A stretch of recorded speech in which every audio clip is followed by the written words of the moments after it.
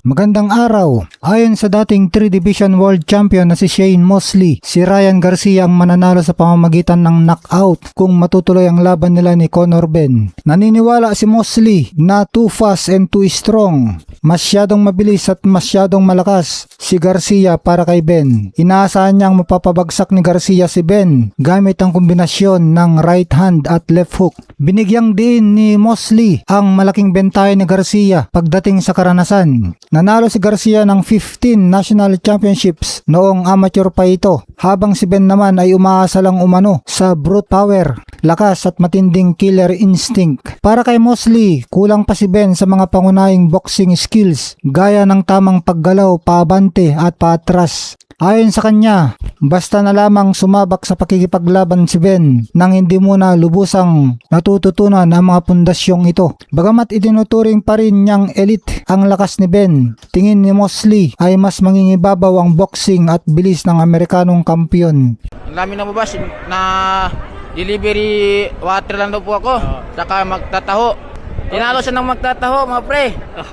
Magandang araw. Pahayag ni Rodelin Perez, tinalo siya ng magtataho mga pre. Hype nga naman sa boxing community ang naging banat na yan ni Rodelin Perez matapos niyang gulatin ng marami. Magiting na nakuha ni Perez ang titulong PBF Lightweight Champion nitong linggo, Hunyo 21, 2026 matapos niyang talunin si Eman Bacosa sa pamamagitan ng isang nakakagulat na majority decision sa Muntinlupa. Bago ang laban, nakatanggap si Perez ng matinding pangaasar at pambabash mula sa mga kritiko online na tinatawag siyang taga-deliver lang ng tubig at magtataho.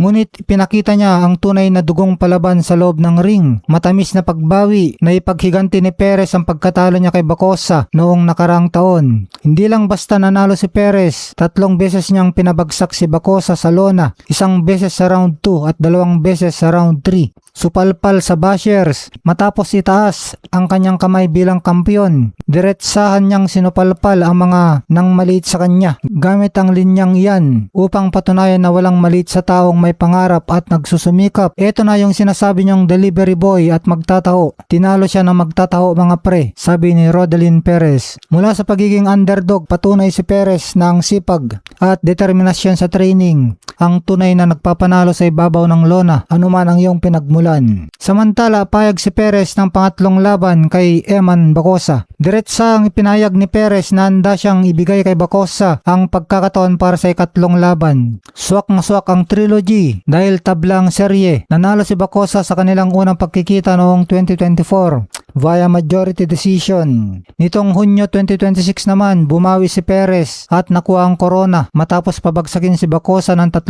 beses. Kaya ang trilogy ang magpapasya kung sino talaga ang mas matimbang sa kanilang dalawa. May hatak sa fans itong trilogy nila dahil mainit ang tensyon at bakbakan sa pagitan ng dalawa. Kaya siguradong aabangan ng mga Pinoy boxing fans ang part 3.